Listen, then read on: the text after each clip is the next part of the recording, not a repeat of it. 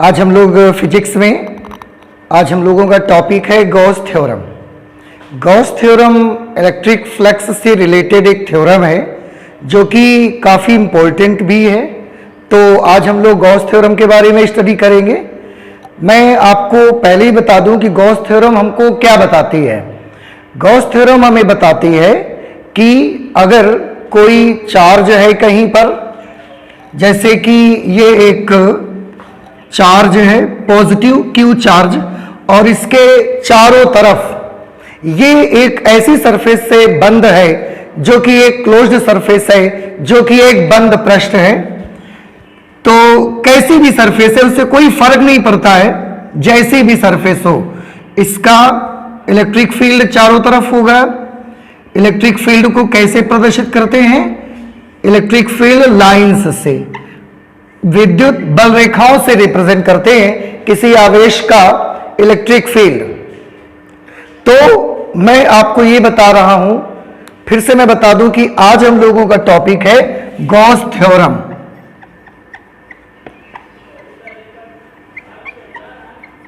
Gauss theorem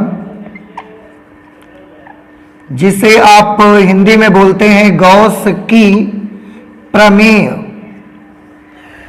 Gauss की प्रमेय हमको किसके बारे में बताती है? मैं वो आपको बता रहा था कि गॉस की प्रमेय हमको बताती है कि अगर कहीं पर भी एक चार्ज है और उसके चारों तरफ वो चार्ज एक सरफेस से बंद है, चारों तरफ से क्लोज्ड सरफेस। आपको याद होगा लास्ट लेक्चर में हम लोगों ने क्लोज्ड सरफेस की बात की थी कि क्लोज्ड सरफेस क्या होता है। क्लोज्ड सरफेस से लिंक्ड इलेक्ट्रिक फ्लक्स को कैसे कैलकुलेट करते हैं, उसका सिंबल क्या है, सारी चीजें हम लोगों ने स्टडी की हुई थी।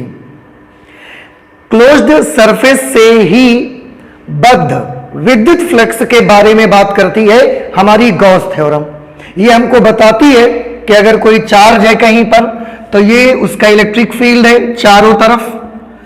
अगर ये इलेक्ट्रिक फील्ड है और इस सरफेस को हम चारों तरफ से बंद कर देते हैं, ऐसा क्लोज्ड सरफेस, जैसे कि एक चार्ज है और चार्ज के चारों तरफ एक फुटबॉल रखी हुई है या कोई भी बंद पृष्ठ रखा हुआ है। जरूरी नहीं है कि वो बंद पृष्ठ गोलीय होना चाहिए। मैंने आपको लास्ट लेक्चर में बताया था कि बंद पृष्ठ गोलीय भी हो सकता है, बंद पृष्ठ बेलनाकार भी हो सकता है, बंद पृष्ठ घनाकार भी हो सकता है, बंद पृष्ठ घनाभ के आकार का भी हो सकता है। क्लोज्ड सरफेस में बी एनी शेप, किसी भी शेप की क्लोज्ड सरफेस हो सकती है। तो अगर एक चार्ज है और उस चार्ज के चारों तरफ एक बंद पृष्ठ है, यानी कि जैसे कि फुटबॉल हो गई, एक डब्बा चारों तरफ लगा हुआ है, तो उस बंद पृष्ठ से गुजरने वाले इलेक्ट्रिक फ्लक्स के बारे में हमको गॉस थ्योरम बताती है। याद रखिए सभी लोग कि गॉस थ्योरम हमको बताती है किसी बंद पृष्ठ से गुजरने वाले विद्युत फ्लक्स के बारे में बात करती है।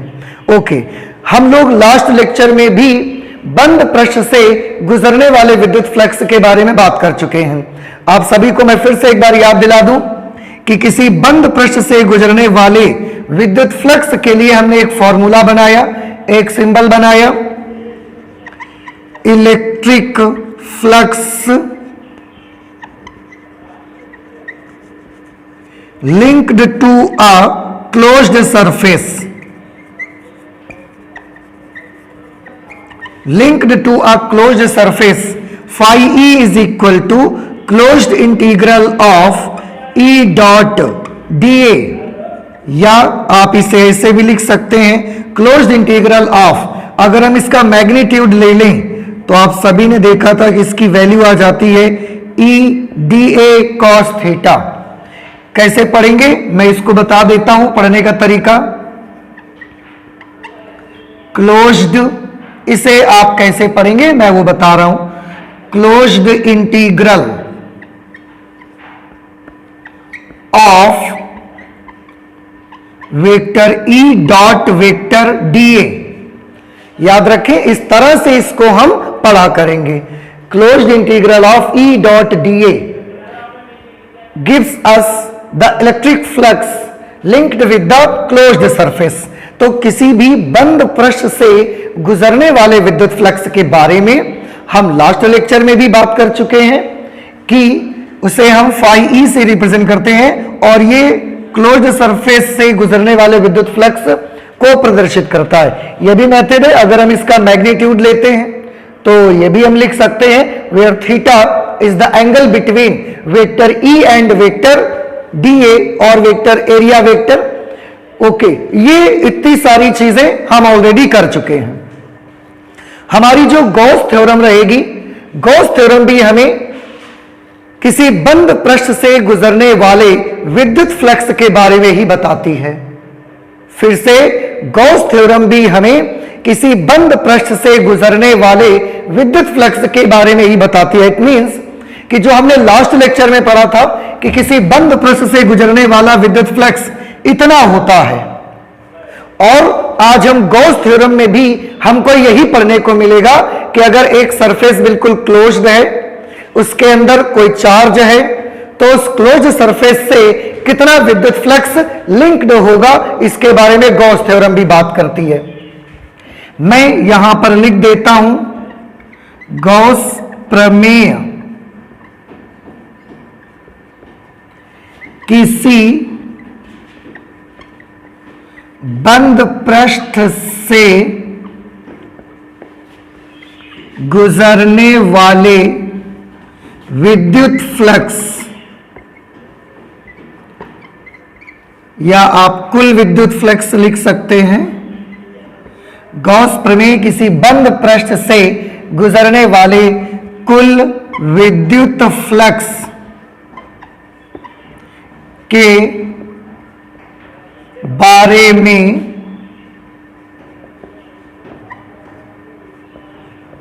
बताती है या हमको जानकारी देती है। ये तो गॉस थ्योरम का मैंने बताया कि वो हमको क्या बताएगी। अब देखिए, थोड़ा सा बच्चे ध्यान दें कि किसी बंद पृष्ठ से गुजरने वाले विद्युत फ्लक्स का कैलकुलेशन हम लास्ट लेक्चर में भी देख चुके हैं, जो कि ये तरीका होता है उसका।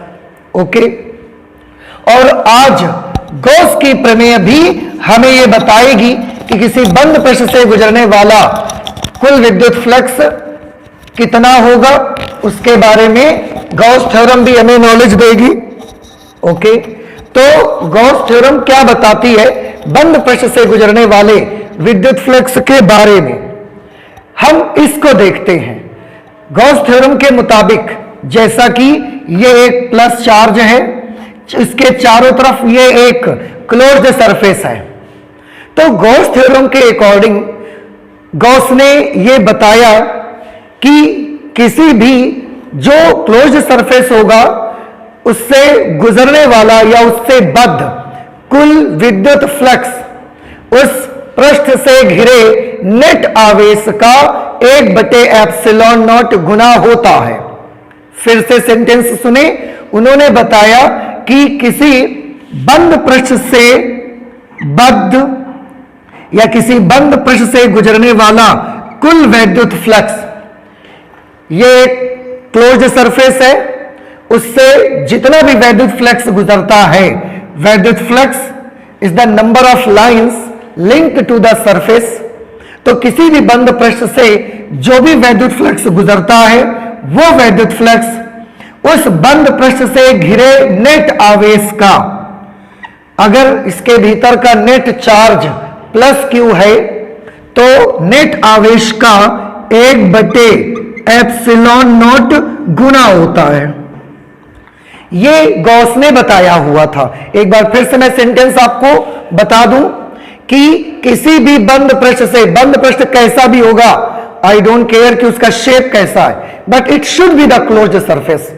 ओके, किसी बंद पृष्ठ से गुजरने वाला कुल विद्युत फ्लक्स उस पृष्ठ से घिरे नेट आवेश, जैसे जो सरफेस मैंने यहां पर बनाई है उससे घिरा हुआ नेट आवेश आप क्यों देख रहे हैं, तो इस पृष्ठ से घिरा हुआ नेट आवेश का 1/ε0 गुना होता है। अब गॉस थ्योरम भी हमको बंद पृष्ठ से गुजरने वाले कुल विद्युत फ्लक्स के बारे में बताती है, और इससे पहले भी हम लोग बंद पृष्ठ से गुजरने वाले कुल विद्युत फ्लक्स के बारे में ही पढ़ चुके हैं। तो अगर ये भी बंद पृष्ठ से गुजरने वाला कुल विद्युत फ्लक्स है, ये भी बंद पृष्ठ से गुजरने वाला कुल विद्युत फ्लक्स है, so they should be equal to each other. मैं उसकी जगह पे वो वैल्यू लिख सकता हूं। So in place of phi e we can write the closed surface of vector E dot vector dA, closed surface of vector E dot vector dA which is equal to 1 upon epsilon naught times Q, the net charge. So this is Gauss theorem. आपको याद रखना है, मैं फिर से एक बार सारी चीजें रिवाइज करा देता हूं। गॉस प्रमेय किसी बंद पृष्ठ से गुजरने वाले कुल विद्युत फ्लक्स के बारे में बताती है, और किसी बंद पृष्ठ से गुजरने वाले कुल विद्युत फ्लक्स को हम पहले भी सीख चुके हैं, जो कि इस फॉर्मूले से दिया जाता है। इसको हम इस तरीके से पढ़ेंगे, close integral of E dot dA। और गॉस थ्योरम का क्या स्टेटमेंट रहेगा? गॉस थ्योरम हमको बताती है कि किसी बंद पृष्ठ से गुजरने वाला कुल विद्युत फ्लक्स उस पृष्ठ से घिरे नेट आवेश का 1/एप्सिलॉन नॉट गुना होता है, जहां एप्सिलॉन नॉट निर्वात की विद्युतशीलता है, यह भी आप सब जानते हैं। अब हम चाहें तो गॉस थ्योरम का यह स्टेटमेंट नोट कर सकते हैं। आप देखिए, गॉस थ्योरम का मैं स्टेटमेंट नोट करता हूं।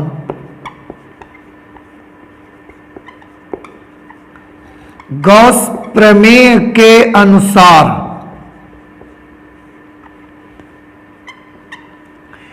किसी बंद पृष्ठ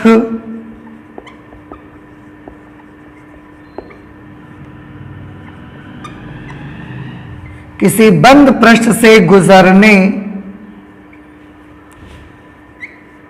वाला कुल विद्युत फ्लक्स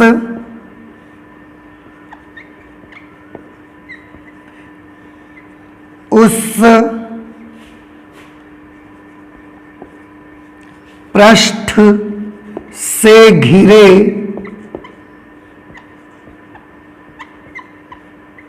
नेट आवेश, उस पृष्ठ से घिरे नेट आवेश का 1/एप्सिलॉन नॉट गुना होता है। So this is the statement for the Gauss theorem.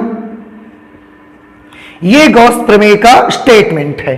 किसी बंद पृष्ठ से गुजरने वाला कुल विद्युत फ्लक्स उस पृष्ठ से घिरे नेट आवेश का 1/एप्सिलॉन नॉट गुना होता है।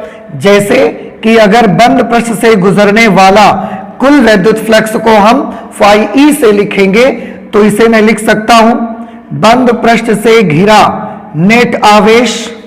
मैं इसको और भी अच्छे से लिख देता हूं, बंद पृष्ठ से घिरा बंद पृष्ठ से घिरा नेट आवेश, और बंद पृष्ठ से घिरे नेट आवेश का 1/एप्सिलॉन नॉट टाइम्स ये फ्लक्स होता है।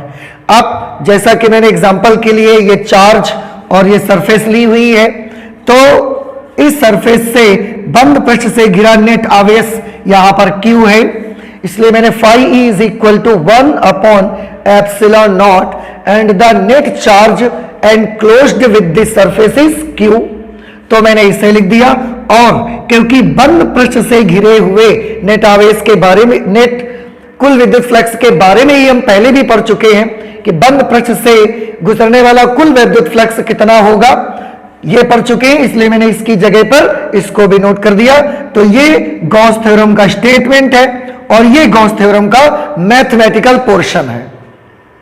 अब क्योंकि गॉस थ्योरम से रिलेटेड हमारे पास या स्टूडेंट्स के पास बहुत सारे डाउट्स होते हैं, बहुत सारी बातें रहती हैं, इसलिए उन बातों को हम लोग करते हैं that what are the doubts, और उन डाउट्स को आपको बहुत अच्छे से क्लियर कर लेना है कि गॉस थ्योरम से संबंधित जो भी डाउट्स आए वो आपके मन में बिल्कुल नहीं रहने चाहिए कि अगर डाउट्स रहेंगे तो आप गॉस थ्योरम को अप्लाई नहीं कर पाएंगे। ओके, तो ये था गॉस थ्योरम के बारे में छोटी सी जानकारी। This is the statement, this is the mathematical portion. अब हम और आगे चलते हैं गॉस थ्योरम से संबंधित कुछ बातें पढ़ने के लिए। तो आपका नेक्स्ट आर्टिकल रहेगा गॉस थ्योरम से संबंधित कुछ जानकारियां।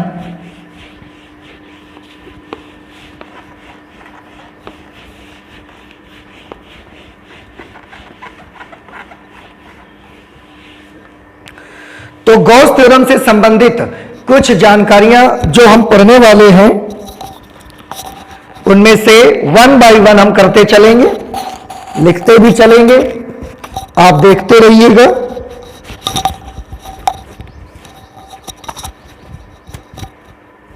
ओके, तो गॉस थ्योरम या गॉस प्रमेय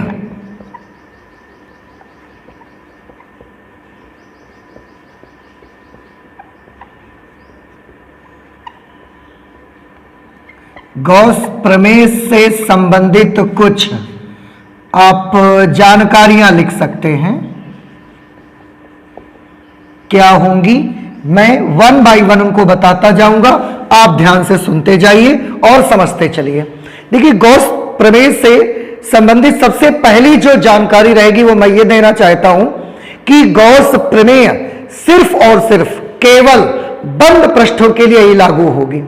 अगर सरफेस क्लोज्ड नहीं है, it is applicable only for closed surface. अगर सरफेस क्लोज्ड नहीं है तो गॉस की प्रमेय लागू नहीं होगी, और अगर फिर भी आप लगा रहे हैं तो कुल विद्युत फ्लक्स के कैलकुलेशन में कुछ ना कुछ एरर आ जाएगी आपकी। तो सबसे पहला पॉइंट मैं लिख देता हूं, गॉस प्रमेय केवल और केवल बंद पृष्ठों के लिए ही लागू होती है। बंद पृष्ठों के लिए ही सत्य है। बंद पृष्ठों के अलावा आप किसी टाइप के सरफेस में यूज नहीं कर सकते हैं, अदरवाइज कुल विद्युत फ्लक्स के कैलकुलेशन में एरर आ जाएगी। इसका जो गॉस थ्योरम से रिलेटेड जो सेकंड जानकारी है वो मैं ये देना चाहता हूं कि गॉस थ्योरम को अप्लाई करते समय आप बंद पृष्ठ के अंदर उपस्थित सभी चार्जेस, सभी आवेशों का नेट आवेश लेना है। ऐसा हो सकता है कि बंद पृष्ठ के अंदर एक आवेश हो, जैसा कि मैंने अभी दिखाया था आपको। ऐसा भी हो सकता है कि बंद पृष्ठ के अंदर एक से ज्यादा चार्जेस भी हों, बट आपको क्या याद रखना है कि बंद पृष्ठ के अंदर जितने भी चार्जेस हैं सभी को आपको कंसीडर करना है और उन सभी का नेट आवेश आपको लेना है। जैसे मैं फिर से आपको याद दिला दूं कि अगर ये एक सरफेस है, इसके अंदर एक ये चार्ज है प्लस क्यू, एक यहां पर चार्ज है प्लस 2q, एक यहां पर चार्ज है माइनस क्यू, एक यहां पर चार्ज है माइनस क्यू। ऐसे बहुत सारे चार्जेस यहां पर हैं और ये क्लोज सरफेस है। तो गॉस थ्योरम अप्लाई करते वक्त इस बंद पृष्ठ के अंदर जितने भी चार्जेस मौजूद हैं उन सभी को ही कंसीडर करना है। ऐसा नहीं है कि केवल प्लस क्यू को कंसीडर किया, इन सबको आपने भूल गए, इन सबको आपने नहीं लिया। ऐसा नहीं करना है, आपको सारे चार्जेस लेने हैं और बेटा सारे चार्जेस का नेट चार्ज लेना है। नेट चार्ज मींस प्लस और माइनस सहित उनको ऐड करके आपको लेना है। तो मैं सेकंड पॉइंट लिख देता हूं कि गॉस प्रमेय को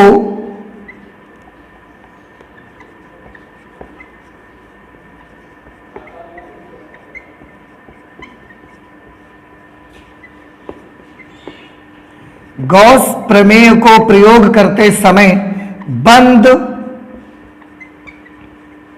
पृष्ठ के अंदर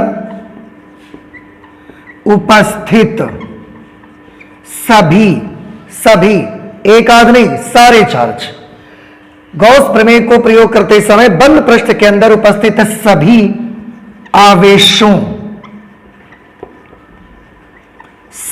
आवेशों का नेट आवेश लेना चाहिए।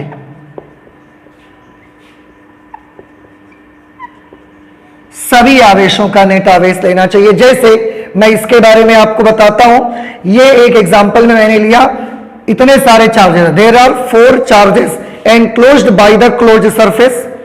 ओके, इसमें मुझे अगर मैं गॉस थ्योरम यूज करूंगा, so the net electric flux linked to this closed surface will be equal to 1 upon epsilon naught times the net charge enclosed by the surface। Net charge कितना होगा? Net charge के लिए सबको add कर देना है, plus Q minus Q plus 2q minus Q, इस तरह से।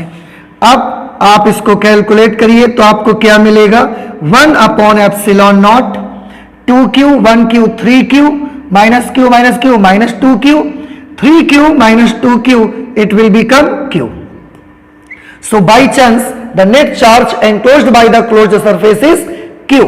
लेकिन आपको याद रखना है कि गॉस प्रमेय को प्रयोग करते समय बंद पृष्ठ के अंदर उपस्थित सभी चार्जेस एक तो लेने हैं और उन सभी आवेशों का नेट आवेश लेना चाहिए। आप ऐसा नहीं करेंगे कि एक आध चार्ज ले लिए बाकी सबको छोड़ दिया, ऐसा नहीं कर सकते आप।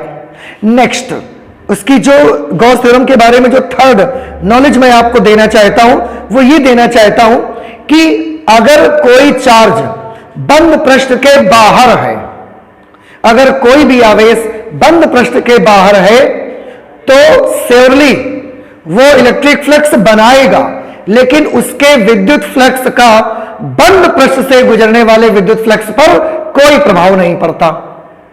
फिर से, यदि कोई आवेश बंद पृष्ठ से बाहर है तो वह विद्युत फ्लक्स तो बनाएगा, परंतु उसकी विद्युत फ्लक्स का बंद पृष्ठ से गुजरने वाले नेट विद्युत फ्लक्स पर या कुल विद्युत फ्लक्स पर कोई प्रभाव नहीं पड़ता।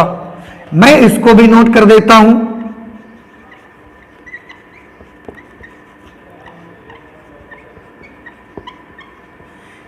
यदि कोई आवेश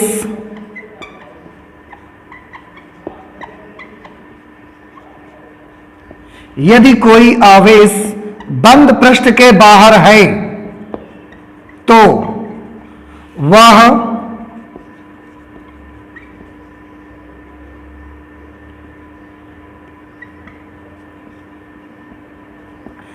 वह निश्चित रूप से विद्युत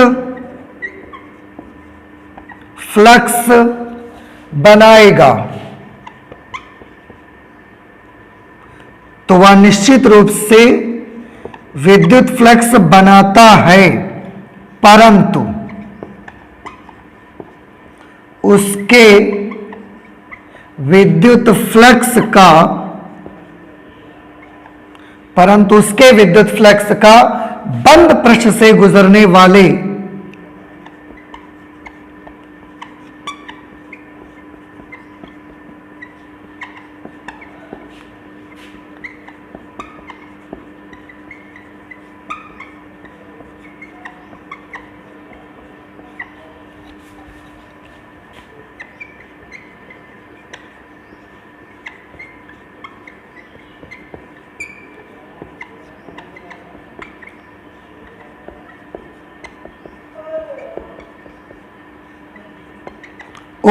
तो ये थर्ड पॉइंट आपका रहेगा।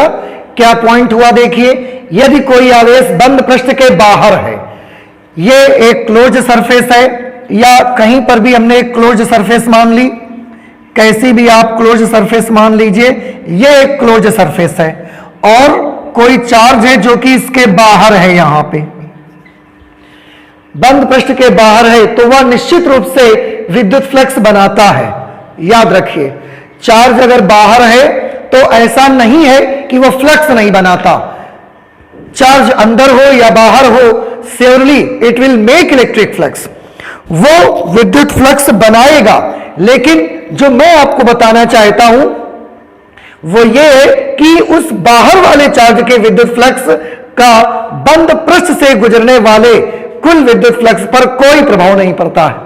This is very important point. और देखिए मैं इसे बताता हूं कि ऐसा कैसे होता है। यहां पर हमने एक क्लोज सरफेस बना के रखी हुई है। ये एक चार्ज है which is outside the surface. हमने बताया कि अगर बाहर चार्ज है तो उसकी वजह से इस बंद पृष्ठ से गुजरने वाले कुल विद्युत फ्लक्स पर कोई प्रभाव नहीं पड़ता है। ऐसा कैसे होता है आप देखें। जब ये चार्ज, अगर बाई चांस मैंने मान लिया कि ये चार्ज पॉजिटिव है, अगर ये चार्ज पॉजिटिव है तो बेटा हमने इससे रिलेटेड चीजें पढ़ी हुई हैं कि इससे बल रेखाएं बाहर की तरफ ऐसा निकलती हैं।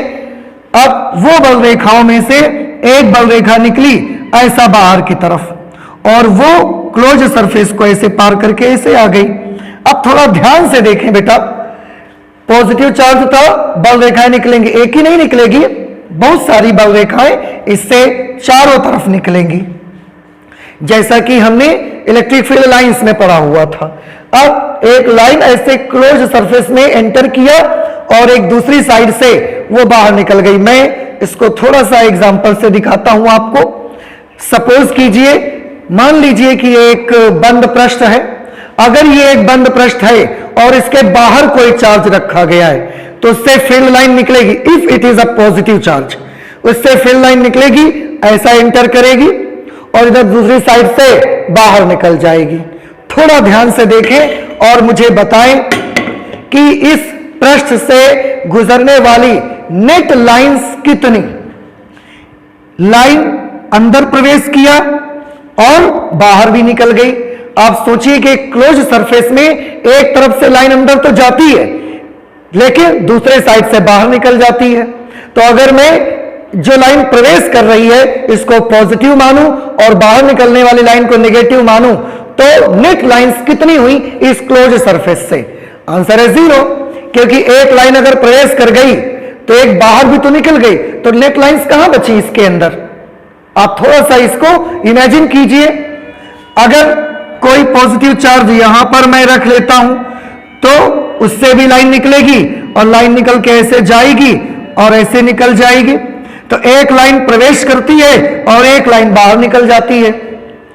आप ये बिल्कुल बेटा वैसा ही है जैसा मेरे पास एक ऐसा बर्तन है, एक ऐसा ग्लास है जिसमें बॉटम नहीं है, पेंदा नहीं है। उस ग्लास का ग्लास है जिसमें पेंदा नहीं है, बॉटम ही नहीं है उसका। अब उसमें आपने 1 लीटर पानी डाला, आपने 1 लीटर पानी डाला तो जब उसमें बॉटम नहीं होगा तो पूरा 1 लीटर पानी दूसरी तरफ से बाहर निकल जाएगा। तो इस ग्लास के अंदर कितना पानी आया? ग्लास के अंदर नेट वाटर की क्वांटिटी कितनी हुई? ग्लास के अंदर वाटर की नेट क्वांटिटी अब आप भी जानते हैं कि 0 होगी, क्योंकि एक तरफ से जितना पानी उसमें भरा जाता है दूसरी तरफ से उतना ही पानी बाहर भी निकल जाता है। सिमिलरली अगर कोई चार्ज किसी क्लोज सरफेस के बाहर उपस्थित है, बाहर अगर उपस्थित है, वो अपनी इलेक्ट्रिक फील्ड लाइंस बनाता है।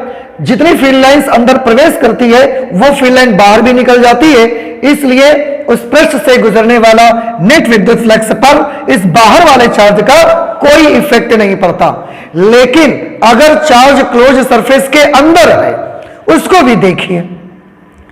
हमने मान लिया ये एक क्लोज सरफेस है। फॉर आवर कन्वीनियंस हम क्लोज सरफेस को गोलाकार मान लेते हैं, गोलाकार, इस तरह की क्लोज सरफेस हम मान लेते हैं। ओके, इसके अंदर अगर कोई चार्ज है, suppose this is charge inside the surface, अंदर चार्ज है, तो इसकी वजह से जो फील्ड लाइन बनेगी उसका क्या होगा बेटा? यहां से पॉजिटिव चार्ज से तो फील्ड लाइन निकलती है, तो पॉजिटिव चार्ज से ये फील्ड लाइन ऐसा निकल गई, पॉजिटिव चार्ज से ये फील्ड लाइन ऐसा निकल गई, पॉजिटिव चार्ज से फील्ड लाइन ऐसा चली गई रेडियली आउटवर्ड। आप सभी स्टूडेंट अब जानते भी हैं। तो अगर कोई चार्ज किसी क्लोज सरफेस के अंदर है, अब आप मुझे देख के बताइए। देखिए, अगर चार्ज यहां बाहर था, अगर नेगेटिव चार्ज है तो फील्ड लाइन इसमें एंटर कर रही होगी चार्ज में, लेकिन अगर मैं इसको पीछे साइड एक्सटेंड करता हूं तो ये कहीं ना कहीं से तो आती हुई प्रतीत होगी ना आपको, ऐसे। थोड़ा दोनों फिगर्स को देखिए बेटा, इस फिगर को भी देखिए, इस फिगर को भी देखिए।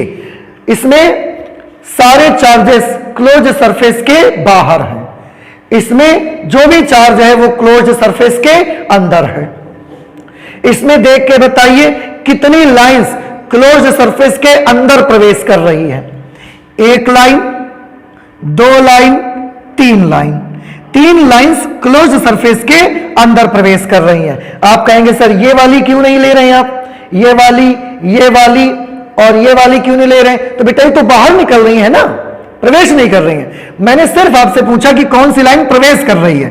एक लाइन, दो लाइन, तीन लाइंस इस क्लोज सरफेस के अंदर एंटर कर रही है।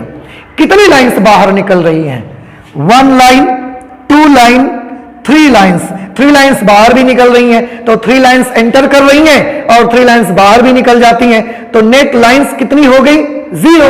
So net electric flux will be zero if the charge is outside the surface. जबकि अगर कोई चार्ज अंदर है सरफेस के, तो इसमें काउंट करके बताइए कितनी लाइंस बाहर निकल रही है। एक, दो, तीन, चार, पांच, छह, सात, आठ, आठ लाइंस बाहर निकल रही है इसमें से। आप बताइए कितनी लाइंस अंदर प्रवेश कर रही है? So no line is here जो कि प्रवेश कर रही हो। कोई भी लाइन ऐसी नहीं है बेटा जो इसके अंदर प्रवेश कर रही हो। तो इसमें तीन लाइन अंदर जा रही थी, तीन बाहर आ रही थी, तो नेट फ्लक्स जीरो था। लेकिन इसमें से कोई भी लाइन अंदर नहीं जा रही है, सारी की सारी लाइंस बाहर आ रही हैं। अगर ये नेट चार्ज होता तो सारी की सारी लाइंस अंदर जाती, नेट चार्ज नेगेटिव होता तो सारी की सारी लाइंस अंदर की तरफ जाती। लेकिन आप देख रहे हैं कि यहां लाइंस केवल एक साइड की निकलने वाली हैं, एंटर करने वाली नहीं है। यहां पर जितनी प्रवेश करती है उतनी निकल जाती है। और मैंने एग्जांपल बताया कि ये वैसा ही बर्तन समझिए जिसमें पेंदी नहीं है, बॉटम नहीं है उसका, उसमें आप 1 लीटर पानी डालेंगे तो 1 लीटर एक तरफ से जाएगा और वही 1 लीटर दूसरी तरफ से बाहर भी निकल जाएगा, तो उसके भीतर वाटर की नेट क्वांटिटी कितनी? जीरो। सिमिलरली एक साइड से जितनी लाइंस जाती हैं उतनी लाइंस इसमें निकल जाती हैं। So net flux linked to, net flux यहां पर जीरो होगा। लेकिन अगर मैं इस फिगर की बात करूंगा तो नेट फ्लक्स जीरो नहीं होगा, कुछ ना कुछ नेट फ्लक्स होगा। वही मैंने लिखा कि यदि कोई आवेश बंद पृष्ठ के बाहर है तो वह निश्चित रूप से विद्युत फ्लक्स बनाता है। फ्लक्स तो बनाएगा, ऐसा नहीं है कि चार्ज बाहर हो तो फ्लक्स नहीं बनाएगा, फ्लक्स बनाएगा, परंतु उसके विद्युत फ्लक्स का बंद पृष्ठ से गुजरने वाले कुल विद्युत फ्लक्स पर कोई प्रभाव नहीं पड़ेगा। This was the third point जो कि हम नॉलेज ले रहे हैं गॉस प्रमेय से संबंधित कुछ बातों के लिए। अब हम और आगे चलते हैं नेक्स्ट पॉइंट के लिए, तो मैं इसको इरेज कर देता हूं, फोर्थ पॉइंट पे आ जाते हैं। तो आप याद रखें कि चार्ज अगर बंद पृष्ठ के बाहर है सो surely it will make the flux, लेकिन उसके फ्लक्स का बंद पृष्ठ पर कोई इफेक्ट नहीं होगा, बंद पृष्ठ से गुजरने वाले फ्लक्स पर कोई प्रभाव नहीं पड़ेगा। नेक्स्ट जो फोर्थ पॉइंट हम देखना चाहते हैं इसका कि फोर्थ पॉइंट क्या है, तो मैं बता दूं कि गॉस प्रमेय जो होती है वो व्युत्क्रम वर्ग के नियम पर निर्भर करती है, या यूं कह सकते हैं कि गॉस प्रमेय का जो वर्तमान रूप है यह व्युत्क्रम वर्ग के नियम पर निर्भर करता है। मैं इस बात को भी नोट कर देता हूं, गॉस प्रमेय का जो भी रूप है इस समय जो हमने देखा अभी, गॉस प्रमेय का वर्तमान रूप जो प्रेजेंट टाइम में हम उसकी फॉर्म देख रहे हैं, उसकी मैथमेटिकल फॉर्म देख रहे हैं, तो गॉस प्रमेय का वर्तमान रूप व्युत्क्रम वर्ग के नियम, व्युत्क्रम वर्ग के नियम को कहते हैं लॉ ऑफ इनवर्स स्क्वायर, और we can write inverse square law.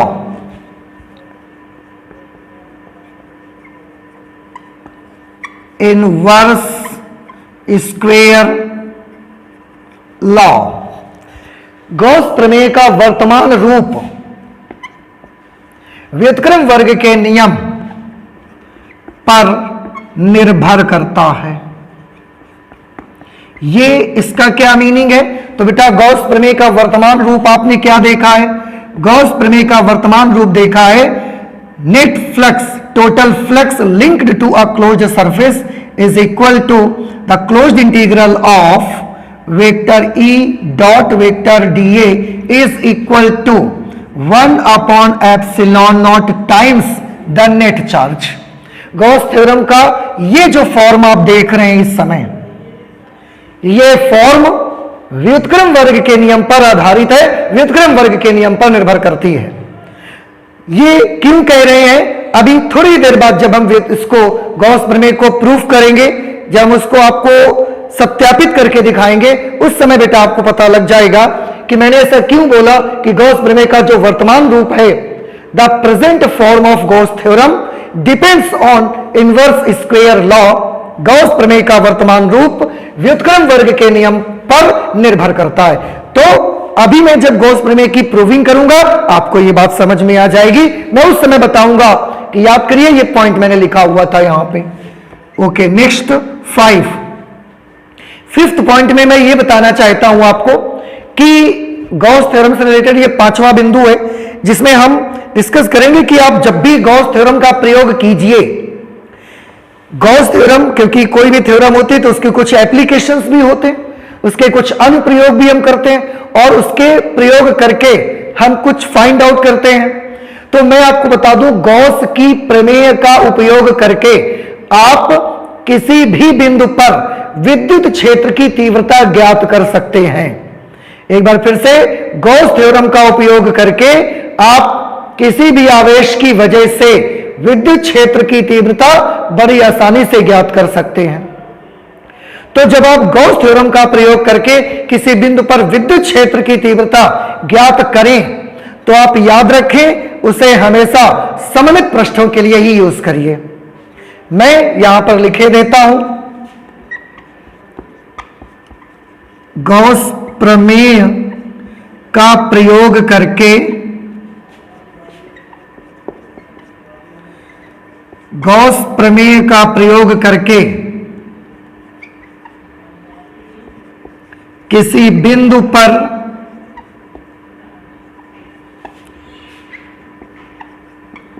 विद्युत क्षेत्र की तीव्रता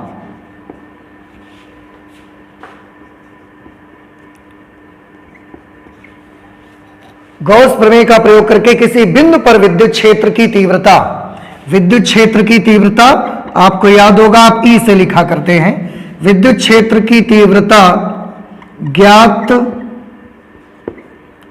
करने में इसे सदैव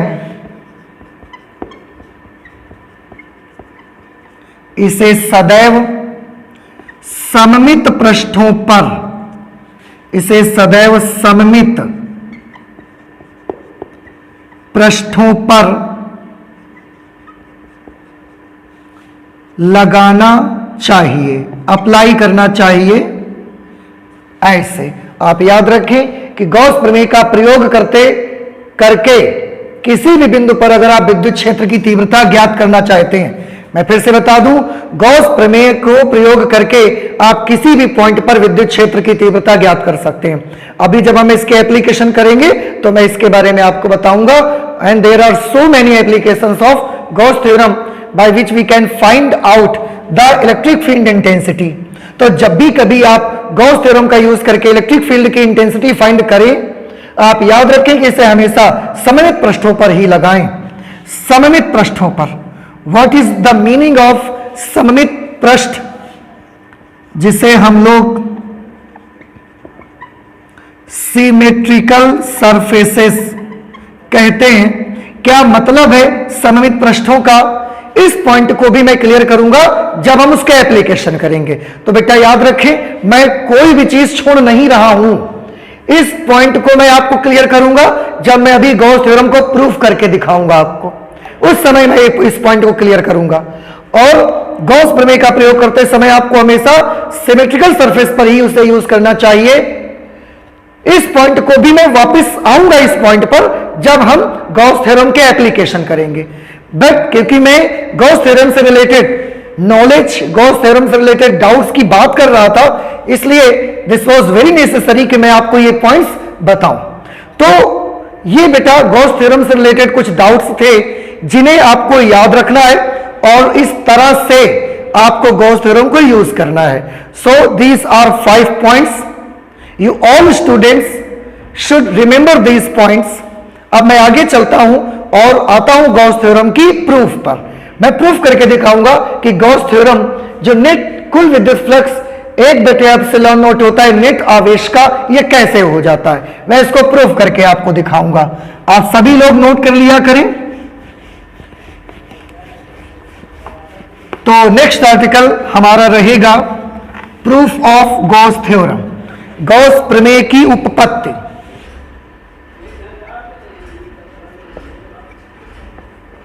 proof of Gauss theorem, Gauss प्रमेय की उपपत्ति। हिंदी में मैं लिख सकता हूं गॉस प्रमेय की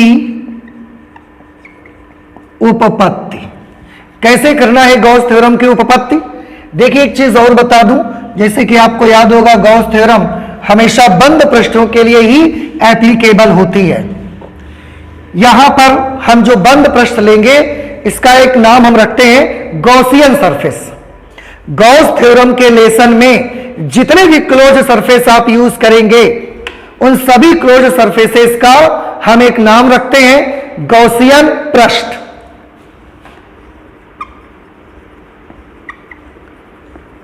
गॉसियन सरफेस क्या होती है Gaussian surface?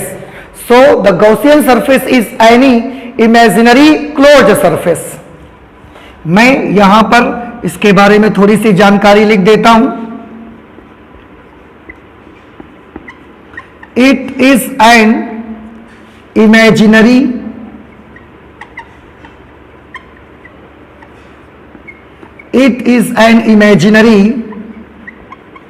Closed surface.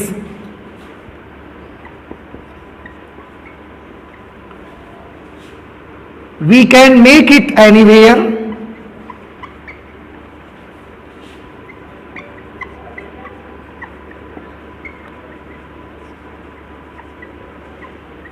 We can make it anywhere. It has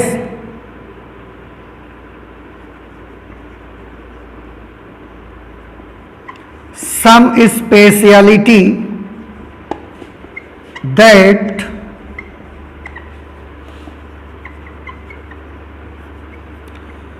it should be symmetrical.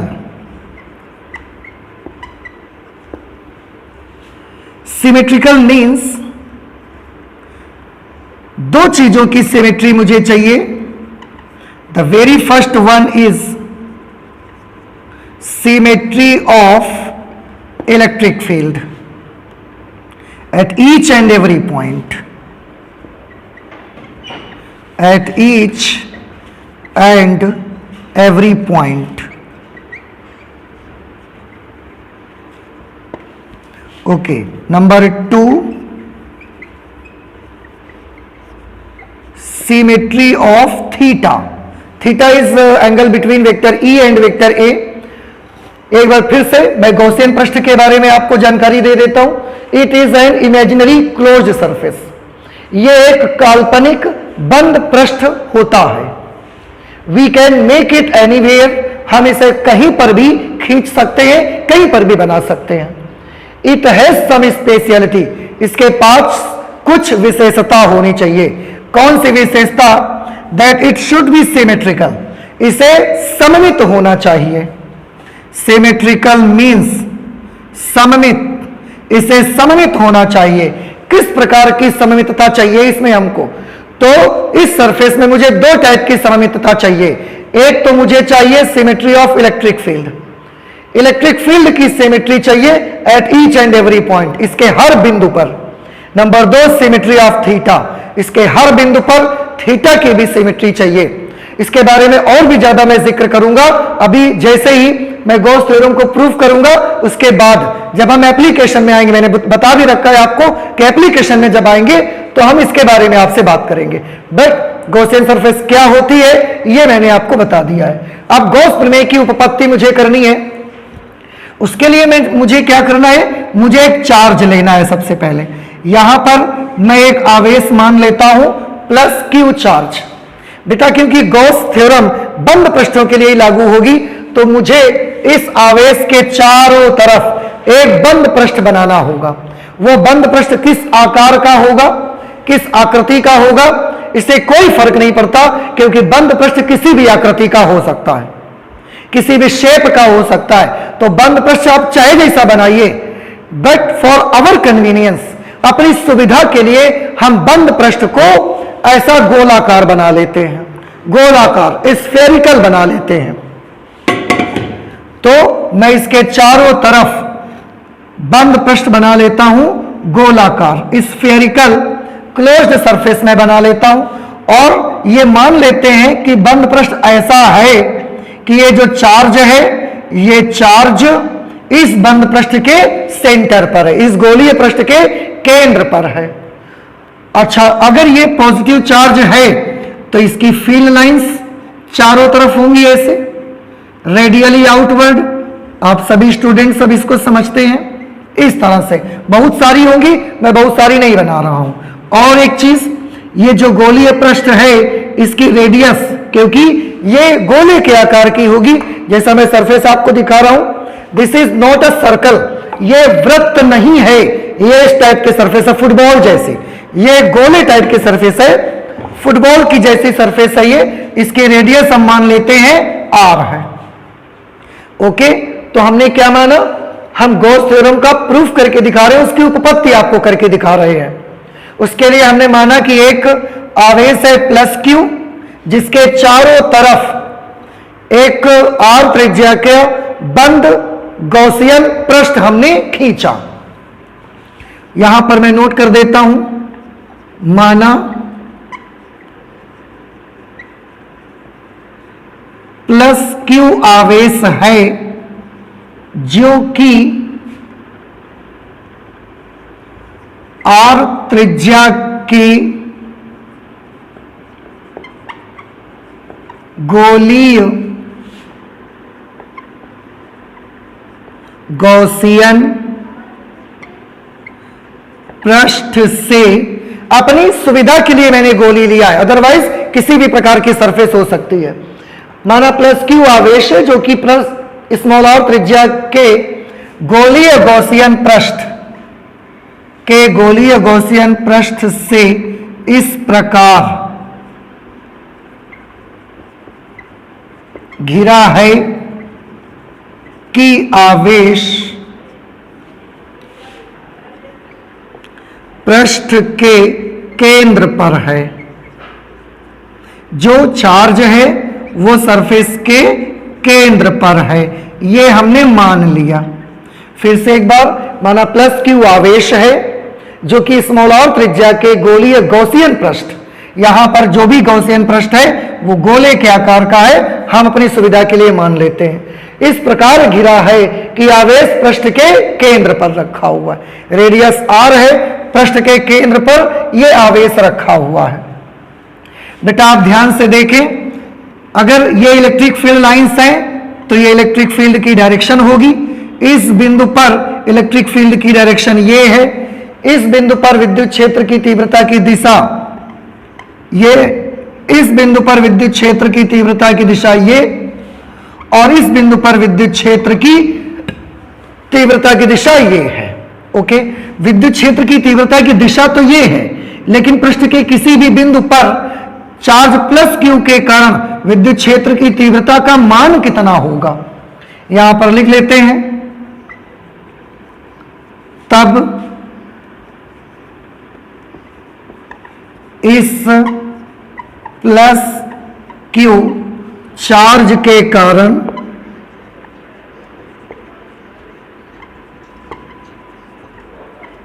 Gaussian पृष्ठ के किसी बिंदु पर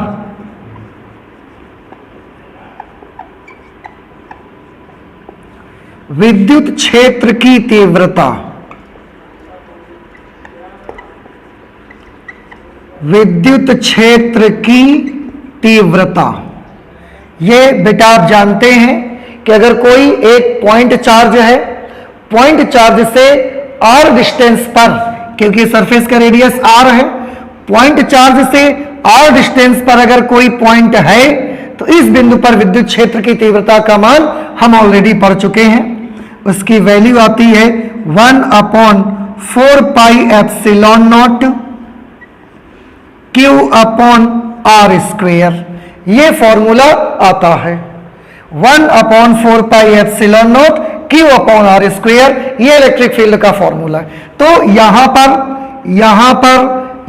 पर इस जगह पर at each and every point on the surface the electric field due to this point charge will be 1/4 pi epsilon naught Q upon R square, where R is the radius of this Gaussian surface। आप कैसा भी R बना लें, R square ये विद्युत क्षेत्र की तीव्रता का मान होगा इसके हर बिंदु पर। ओके, अब मुझे इस पृष्ठ से गुजरने वाला कुल विद्युत फ्लक्स कैलकुलेट करना है। बेटा याद करें, ये एक बंद पृष्ठ है और बंद पृष्ठ से गुजरने वाला कुल विद्युत फ्लक्स कैलकुलेट करने का क्या तरीका आपको बताया गया था?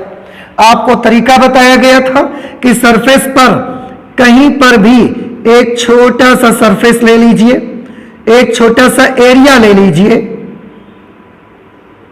ऐसे। तो मैंने इस पर एक छोटा सा ये एरिया ले लिया यहां पे, ये देखिए, और ये एरिया कितना dA ले लिया मैंने, ये एरिया सरफेस पर, जैसे ये सरफेस है तो इस सरफेस पर छोटा सा वेरी स्मॉल पोर्शन मैंने यहां पर एक ले लिया छोटा सा, उसका एरिया dA मैंने माना। उस एरिया वेक्टर की डायरेक्शन किधर होगी? तो बेटा आप जानते हैं, because this is the sphere, ये एक गोला है और गोले के किसी भी बिंदु पर अगर आप कोई लंब खींचते हैं, परपेंडिकुलर ड्रॉ करते हैं, तो वो हमेशा सेंटर से पास होती है लाइन। तो इस पूरी सरफेस पर ये मैंने एक छोटा सा क्षेत्रफल लिया, इसका एरिया वेक्टर अगर हम खींचेंगे तो ये भी बिल्कुल लंबवत बाहर की तरफ आएगा और इसे हम dA मान लेते हैं। ठीक है, तो सरफेस पर, पूरी सरफेस पर मैंने एक छोटा सा क्षेत्र ले लिया जिसका वेक्टर मैंने लंबवत बाहर की तरफ खींचा। आप जानते हैं एरिया वेक्टर जो होगा वो सरफेस पर परपेंडिकुलर होगा ऐसे। अगर यहां पर छोटा सा एरिया लिया गया है तो ये सरफेस पर ऐसा परपेंडिकुलर होगा बाहर की तरफ। तो यहां पर एक छोटा सा क्षेत्र लेकर उसमें मैंने एरिया वेक्टर बना दिया। अब थोड़ा ध्यान से देखें, इलेक्ट्रिक फील्ड वेक्टर और एरिया वेक्टर दोनों के बीच का यहां पर एंगल कितना होगा?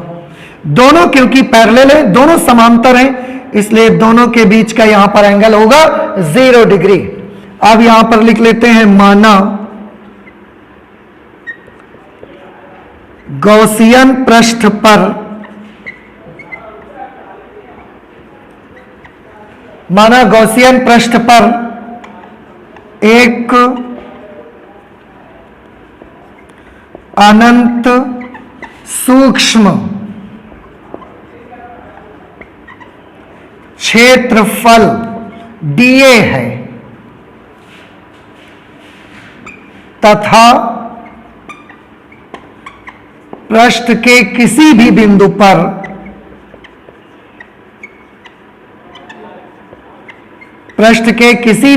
पर theta is equal to 0 degree, means angle between vector E and vector dA। आप देख सकते हैं ये एरिया यही नहीं, आप पूरी सरफेस पर कहीं पर भी मान लीजिए, फिर उसका एरिया वेक्टर आप बनाइए, यू विल गेट कि एरिया वेक्टर हमेशा इलेक्ट्रिक फील्ड के साथ ऐसा 0 डिग्री का एंगल बनाएगा। आप किसी भी जगह पर करें क्योंकि सरफेस गोलीय सरफेस है। तो हमने क्या मान लिया कि माना गॉसियन पृष्ठ पर एक अनंत सूक्ष्म क्षेत्रफल dA है, ये वाला, तथा पृष्ठ के किसी बिंदु पर theta is equal to 0 degree. ये भी हमको पता लग गया। अगर किसी भी पॉइंट पर हम ये एरिया मान लेते हैं तो ओके, अब हम यूज करेंगे बंद पृष्ठ से गुजरने वाला कुल विद्युत फ्लक्स। इसलिए बंद पृष्ठ से गुजरने वाला कुल विद्युत फ्लक्स।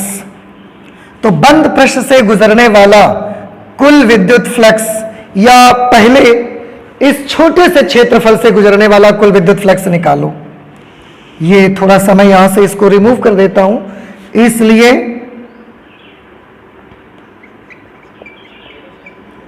अनंत सूक्ष्म क्षेत्रफल डीए से गुजरने वाला विद्युत फ्लक्स।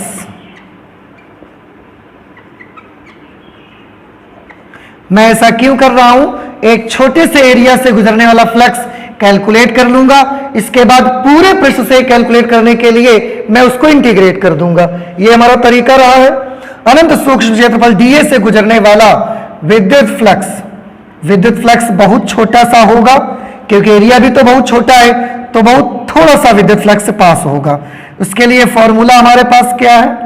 उसके लिए हमारे पास फॉर्मूला है vector E dot vector DA. या तो हम लिख सकते हैं D phi E is equal to E into D A into cos theta. ये यहां पर हो जाएगा कॉस थीटा। थीटा की जगह पे आप क्या ले सकते हैं? थीटा की जगह आप 0 ले सकते हैं, या हम बाद में ले लेंगे अभी। तो ये बेटा विद्युत फ्लक्स कौन सा है? एक छोटे से क्षेत्र से गुजरने वाला विद्युत फ्लक्स। लेकिन हमें तो पूरे बंद पृष्ठ से गुजरने वाला विद्युत फ्लक्स चाहिए। इसलिए संपूर्ण बंद गॉसियन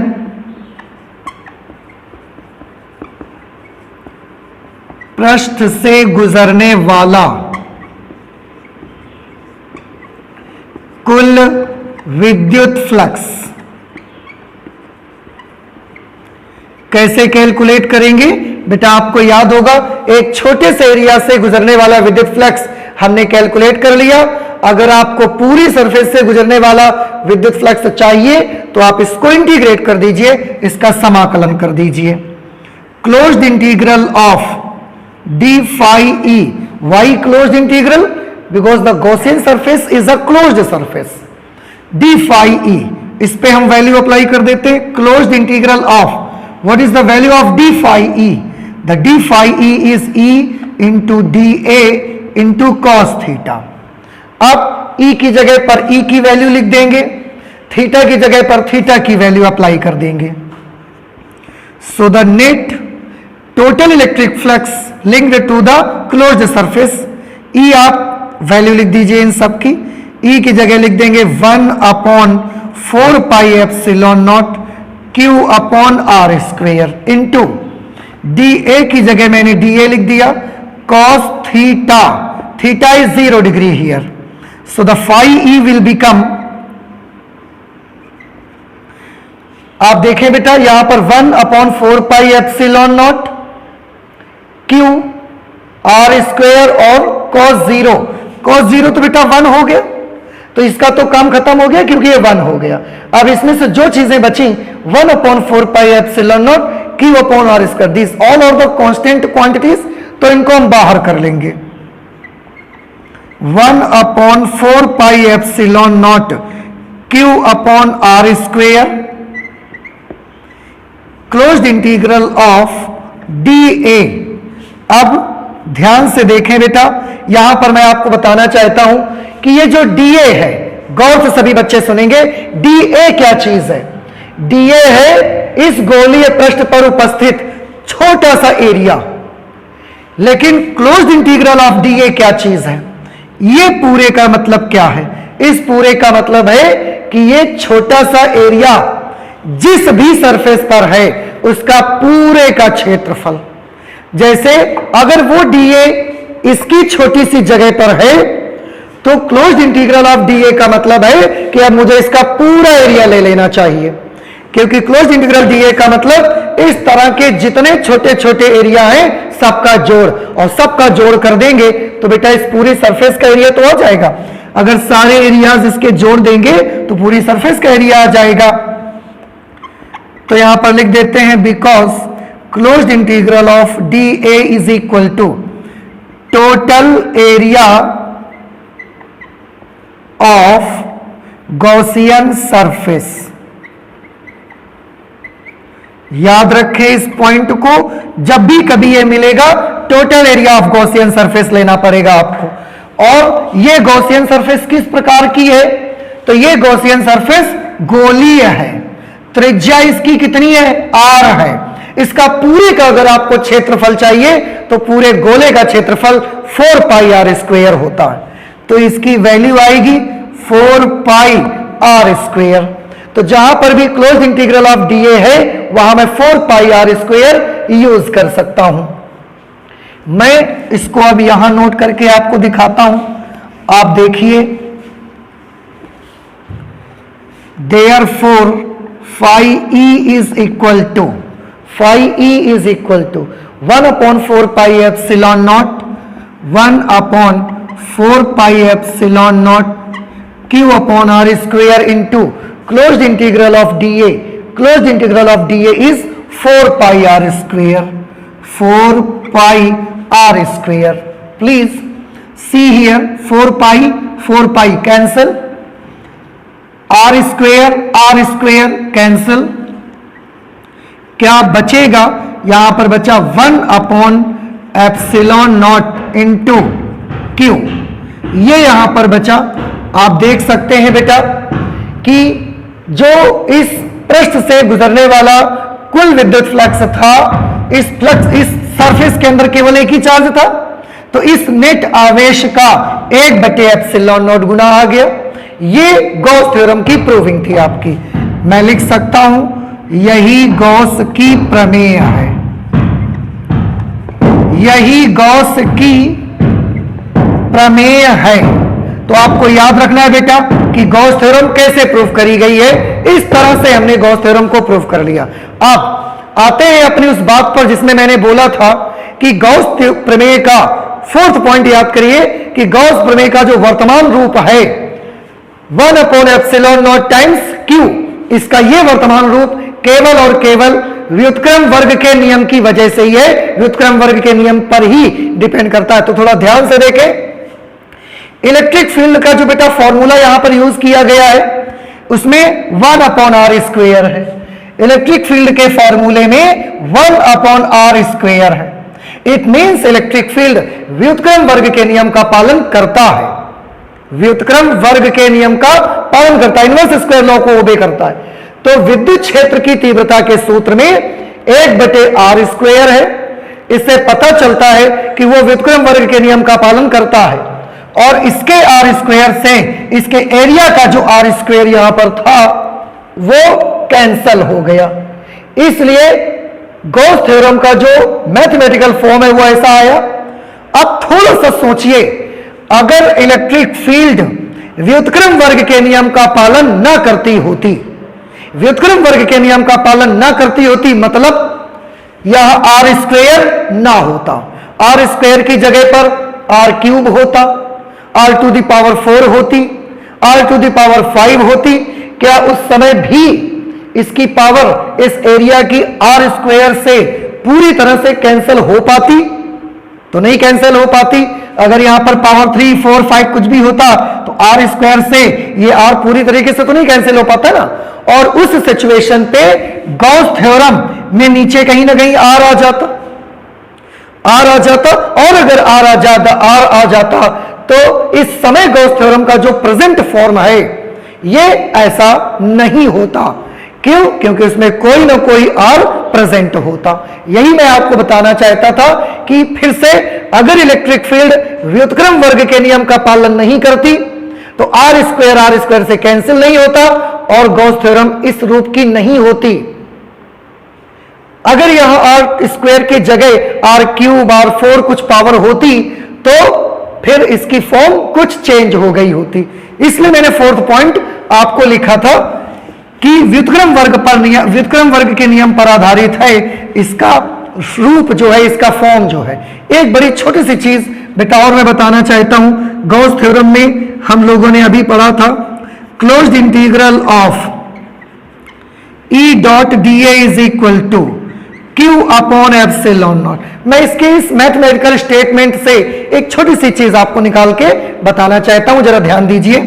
बेटा आप देख रहे हैं इसके कुल विद्युत फ्लक्स के फॉर्मूले में चार्ज आ रहा है, एनक्लोज्ड चार्ज। आप थोड़ा सा ध्यान से देखें कि अगर बेटा ये चार्ज की वैल्यू 0 हो जाए, अगर ये चार्ज की वैल्यू 0 हो जाए तो क्षेत्रफल 0 नहीं भी होगा तो भी विद्युत क्षेत्र का मान 0 आएगा। कुल मिला के मैं ये बताना चाहता हूं कि अगर आवेश कहीं पर 0 है, आवेश नहीं है, तो उस स्थान पर विद्युत क्षेत्र नहीं हो सकता। आप ऐसे इसको समझ लीजिए, आवेश है तो विद्युत क्षेत्र है, आवेश नहीं है तो विद्युत क्षेत्र नहीं हो सकता। तो याद रखिए बिना चार्ज का इलेक्ट्रिक फील्ड पॉसिबल ही नहीं है, बिना चार्ज के इलेक्ट्रिक फील्ड हो ही नहीं सकता, इम्पॉसिबल है इलेक्ट्रिक फील्ड। तो जहां चार्ज है उसके चारों ओर पक्का याद रखिए इलेक्ट्रिक फील्ड होगा ही।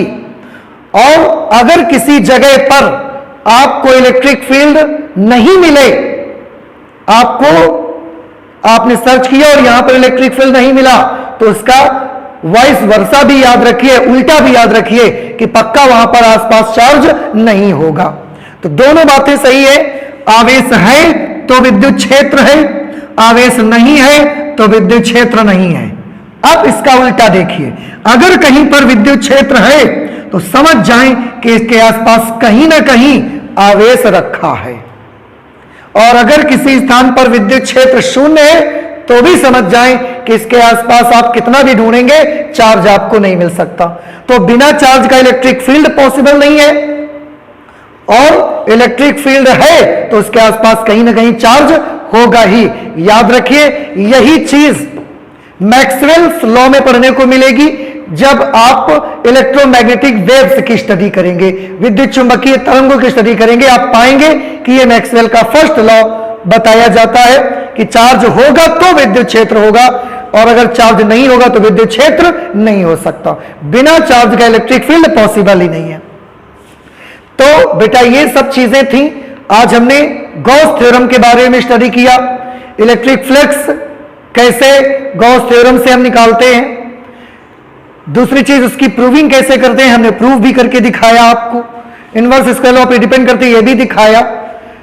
गॉस थ्योरम के बारे में कुछ जानकारियां थी वो भी मैंने आपको बताई, और इन सब बातों को आपको सबको ध्यान रखना है। तो आज हम लोग अपनी स्टडी में इतना ही रखेंगे, आगे और भी हम पढ़ाई करेंगे बहुत सारी, लेकिन नेक्स्ट लेक्चर में पढ़ाई करेंगे। Okay, thank you.